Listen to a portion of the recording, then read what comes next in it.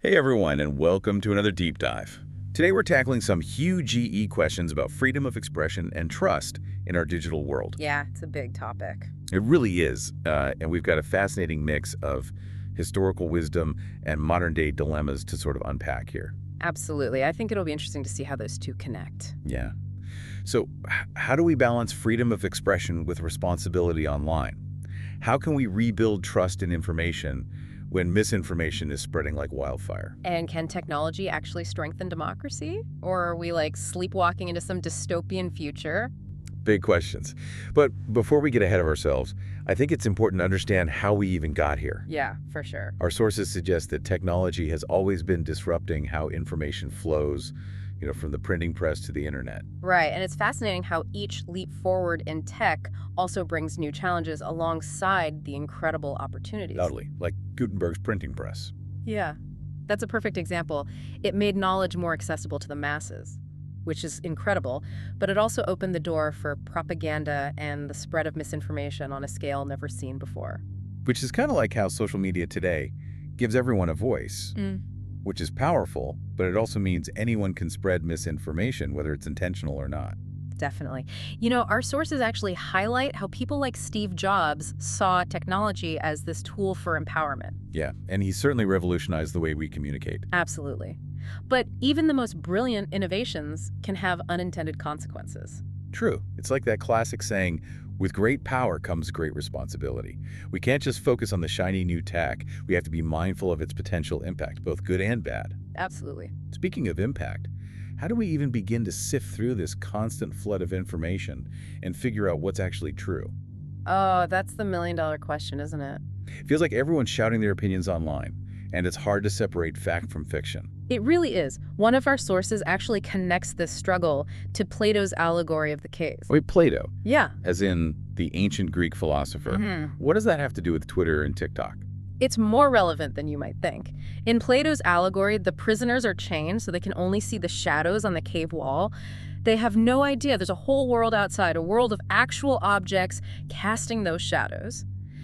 In a way, we're kind of like those prisoners, bombarded with all this curated content and personalized feeds. It's easy to get trapped in our own little information bubbles and mistake our limited perspective for the whole picture. So we're all just staring at the shadows on the wall of our social media feeds thinking it's reality. It's a little unsettling. It is a bit unsettling. Yeah. And to make matters worse, our brains are wired with these things called cognitive biases that make it even harder for us to see the full picture. You mean like confirmation bias? That's the one where we tend to seek out information that confirms what we already believe. Right. Exactly. It's like our brains have a built-in echo chamber that amplifies the information that aligns with our existing beliefs and filters out anything that challenges them. This makes us so vulnerable to misinformation, because we're less likely to question information that fits our worldview. So how do we break free from these mental chains and see the light, so to speak? Well, one source points to critical thinking as the key.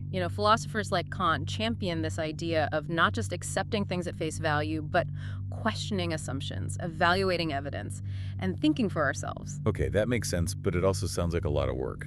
Who has time to fact-check every headline or social media post? It's definitely a challenge, and that's why education is so crucial. We need to be teaching people not just what to think, but how to think, equipping them with the critical thinking skills they need to navigate this complex information landscape. And speaking of complex landscapes, let's talk about the impact all of this is having on democracy. Okay. Particularly elections.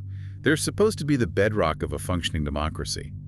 But with all this misinformation flying around online, they feel so incredibly vulnerable. I understand your concern. It's kind of scary, actually. Yeah, well, we are seeing increasing worries about foreign interference and targeted misinformation campaigns and those echo chambers we talked about, all factors that erode trust in the democratic process. It's like everything James Madison, one of America's founding fathers, envisioned for a healthy democracy is under threat. He believed that an informed electorate was absolutely essential to safeguarding democracy. But how can we have an informed electorate when so much of the information out there is unreliable? That's the critical question, and it actually leads us to another idea from our sources. The application of scientific rigor to something like election security. Think of scientists like Barbara McClintock and Qin-Xiong Wu and their meticulous research and commitment to evidence-based conclusions. Wait, scientists? What do geneticists and physicists have to do with protecting elections? Well, they're principles of careful research and verification. Those can absolutely be applied to safeguarding our elections. We're talking about utilizing technology to ensure transparency and accountability, like using blockchain for vote verification. Imagine a system where every vote is tracked and verified, making manipulation much harder. So we're using technology to fight back against the ways technology is being used to undermine democracy. It's like a digital arms race for the future of our elections. In a way, yes, but instead of focusing on weapons, we're focusing on building trust and ensuring the integrity of our democratic processes. It's about harnessing the power of technology for good. Okay, so we've covered a lot of ground here already, from the history of information and the dangers of misinformation to the impact on elections. But what about the role of the news media in all of this? They're supposed to be the watchdogs of democracy, keeping us informed and holding those in power accountable. Yeah, the role of the media is another crucial piece of this puzzle, but unfortunately, they're also facing a crisis of trust in this fragmented and fast-paced information environment.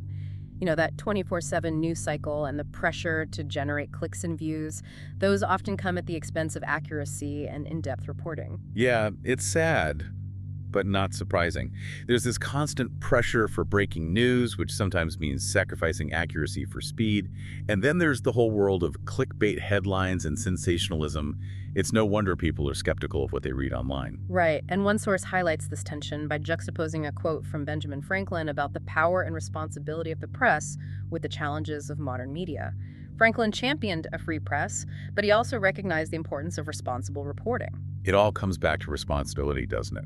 Journalists have a responsibility to uphold ethical standards and prioritize truth over sensationalism, but we as consumers of news have a responsibility too, don't we?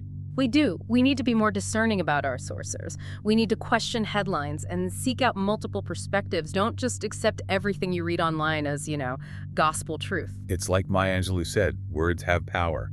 We need to be equipped to use them responsibly and interpret them critically, especially in this digital age.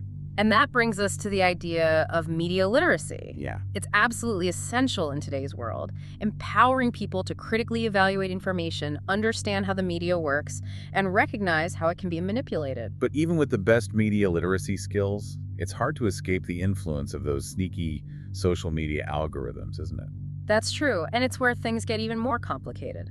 Those algorithms are designed to keep us engaged, but they often prioritize engagement over accuracy.